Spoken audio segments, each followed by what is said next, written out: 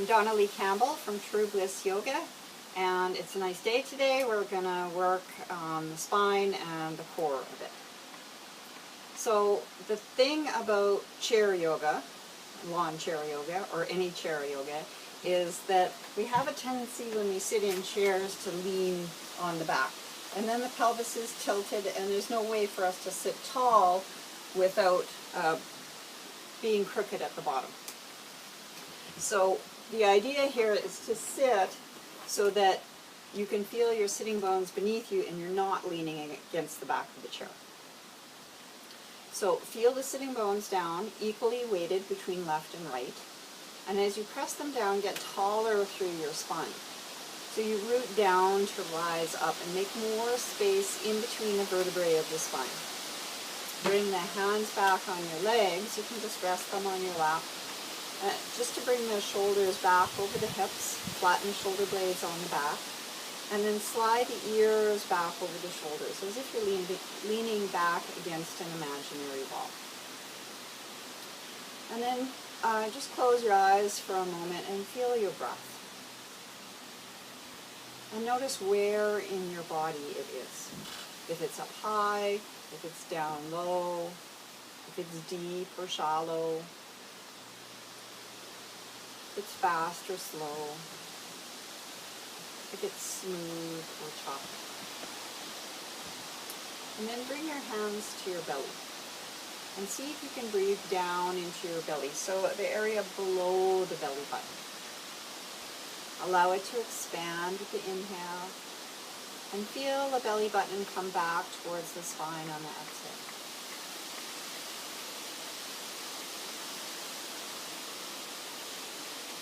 And then bring your hands to the sides of your waist and see if you can breathe into the sides. Letting your breath expand out sideways like an accordion.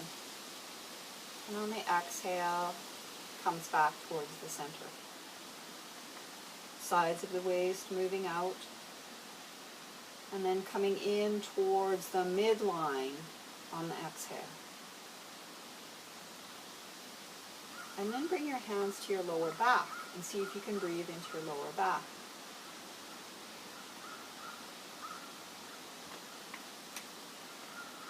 This is the hardest one. Opens up the back of your lungs. And then just bring your hands back to your lap again, hands up or down, and see if you can breathe all the way into the pelvic floor. The space between the sitting bones, the pubic bone, and the tailbone.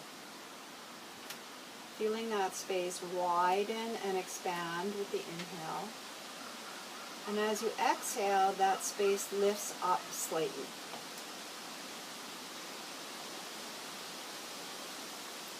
Softening, widening with each inhale. And with the exhale, feel the natural lift. So this moves sort of like this, so where you've got the inhale, it comes down into that space. And then on the exhale, that muscle lifts up. Inhaling and softening, exhaling and lifting. And you don't want it to be too hard of a movement. It's just a natural movement with the breath. We're going to exaggerate it a bit with a pelvic floor lift so that on the exhale, you lift that pelvic floor up more strongly, more like a hug on the inside. And then on the inhale, make sure you can soften and release it again. Exhaling, lifting up, like a string is attached right at the center and it's lifting up towards the top of the head. And on the inhale, it softens and widens. And do a couple more of those, lifting on the exhale, softening and widening on the inhale.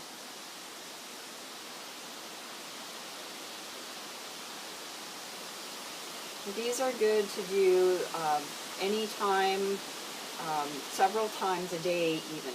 Make sure that you can soften on the inhale. Even if it takes you a couple of breaths to soften, that's much more important. What happens is the muscle gets sort of gripped habitually or unconsciously, and a muscle that's always turned on tends to get weak.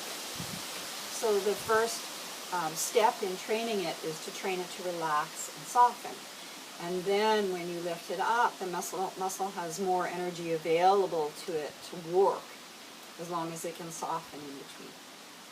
So if you'd like to pause the video and do a couple more sets of 10 of those, and also work them throughout your day, several times a day, or even if you can remember once a day to do those pelvic floor lifts. The pelvic floor is the base or the foundation of your core muscles. It's what contains everything and holds it all in. So it's important to work the pelvic floor. It's also important to soften it. So now we're going to start moving the spine, warming it up, and we're going to start at the pelvic floor. So as you exhale and the pelvic floor lifts, you're going to tuck the tail under and round the spine behind you. You can grab a hold of your knees just to hold on here. Let your back round and feel the stretch in between the shoulder blades and let the head go. And then on the inhale, roll to the front of the sitting bones. Feel the pelvic floor widen. Lift the heart up and the elbows can go back. You want to make sure that you don't drop your head back here. Keep your neck nice and long, and then you can lift your chin. The heart lifts up, elbows back, and the shoulder blades stay down so they don't lift up around the ears. And then we're going to go with the breath. So as you exhale, the pelvic floor lifts, the sides of the waist move in towards the midline, and the belly scoops in and up and under the ribs. As you inhale, everything softens and widens. Keep going with your breath. Not only is this a good warm-up for the spine, moving it in both directions, forward and back, you can make it into a core exercise. So really scoop the belly with the exhale and make sure it moves with the breath. Letting go of all of the air like an ice cream scoop, scooping it all out. And then on the inhale, let it be big, let it be expansive, welcome the air in. Couple more. Getting as much movement in the spine as you can. Making the breath as deep as you can. And then come back up to the center, sitting up nice and tall again. We're going to move sideways now, so you can use your hands wherever is comfortable, depending if you have arms on your chair to hold you, but you want to watch that the shoulder blades don't creep up around the ears. So keep them down, and just come over to your right, holding yourself with your hand, and find that lateral bend or the stretch on the side body. And then as you inhale, lift up, and as you exhale, come over to the other side. Holding yourself with your hands on the chair, on the arms, wherever it's comfortable. Watch that you're not twisting or turning as you bend. You're just coming directly to the sides, so keep your face to the front. And then if you wish, you can add the arm along. Top arm is straight, bottom elbow bends. Watch that you're not holding on so that the shoulder blades stay up. Let them come down. And wherever it's sort of comfortable for you to hold on, maybe the bottom of your chair, maybe the arms.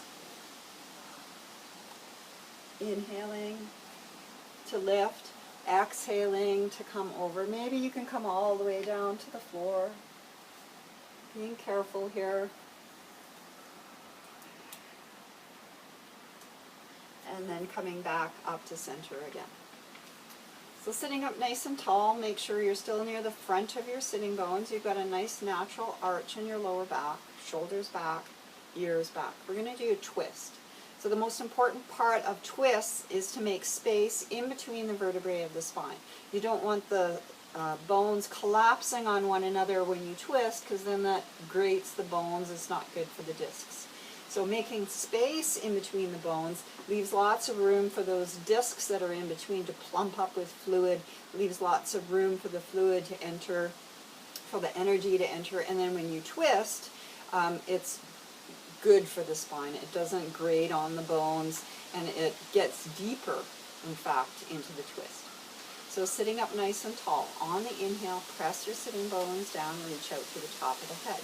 Bring your left hand to your right knee and the other hand behind you, just where it's comfortable. And on the exhale, turn the belly towards the side wall. On the inhale, sit up taller. Shoulders should be back over the hips. And on the exhale, turn your ribs. On the inhale, sit up taller yet, ears back over your shoulders, and on the exhale, turn the head. Now you want to make sure that you're not pulling with the hand here, and that the hand isn't pulling your shoulder forward. You really want to get those shoulders back so that your upper spine doesn't round. So try the other side. The knees stay solid and stable so they don't move, and the hand is just here to guide you rather than to push. And if you need to, you can keep your hand on the other knee. So inhale, sit up tall. On the exhale, start at the bottom. Inhale, shoulders back. Exhale, turn your ribs. Inhale, ears back. On the exhale, turn your head. And then we'll do one more each side a little faster. So inhale, sit up tall. Exhale, turn the bottom, the middle, and the top last. Other side. Inhale, sit up tall. Exhale, turn. Over to the first side again, making space between the vertebrae and then turning. And then this time we're going to take that back hand and reach over towards the opposite knee on the diagonal. Now this hand can hold the knee and the elbow can come to the knee. So sit up tall, and as you twist, the arm comes up alongside the ear, palm facing down, lifting the heart up towards the ceiling. Inhale up and over to the other side. So start by sitting tall and then turn, and then bring that back hand along and reach towards the opposite knee on the diagonal. Lots of space in between the vertebrae before you twist. Inhale, sit up tall. One more each side. Sitting up nice and tall on the inhale. On the exhale, turn. Back hand reaches towards the opposite knee. Inhale up. Other side. Soften into the twist.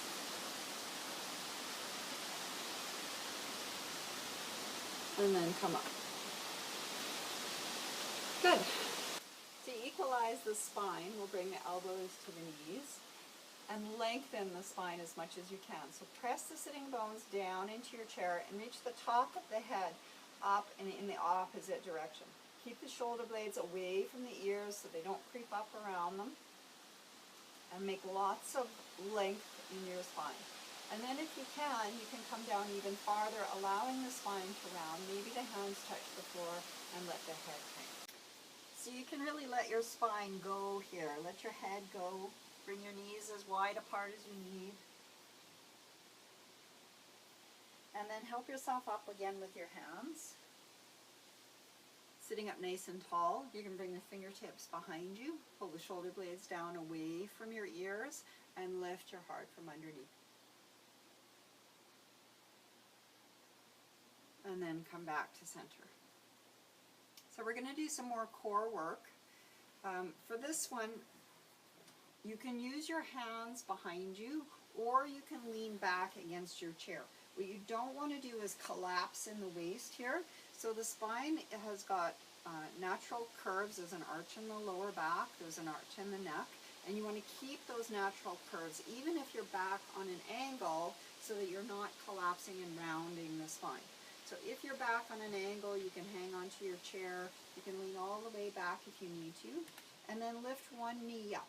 Now, contain the core, so the pelvic floor lifts up, the sides of the waist move in towards the midline, and then bring the knee down and bring the other knee up.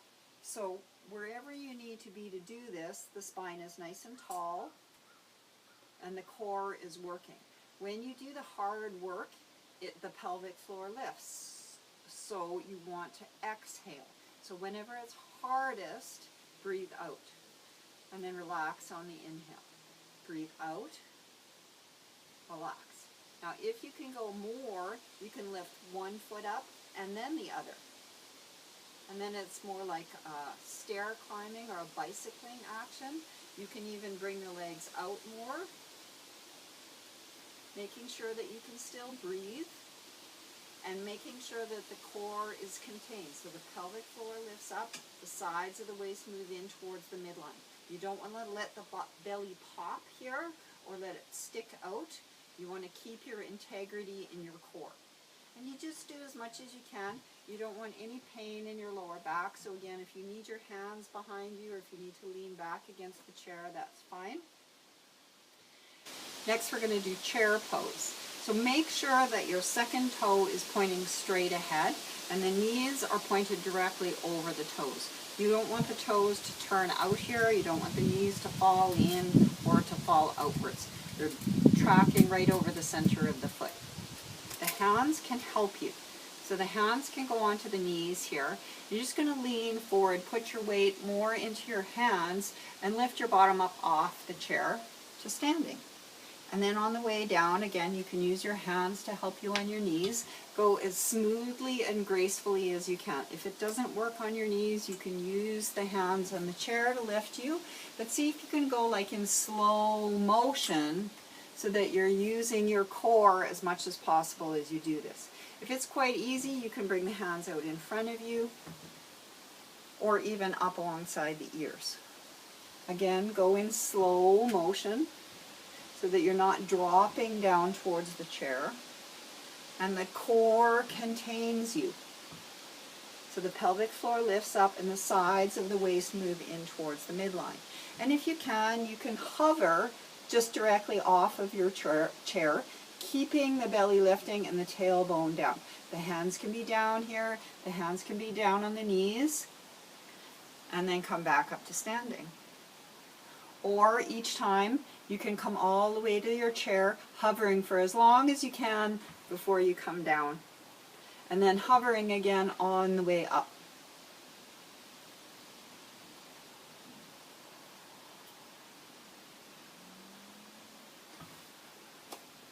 So since we've done a lot of work with these hip flexors, we just want to stretch them out a little bit. So one way to do that is to turn sideways so that you've only got one sitting bone on the side of your chair. And then the other leg is going to walk back here. So if you need to put the knee down on the floor, you can. You want the hips as level as possible. Hang on to your chair and don't fall off of it.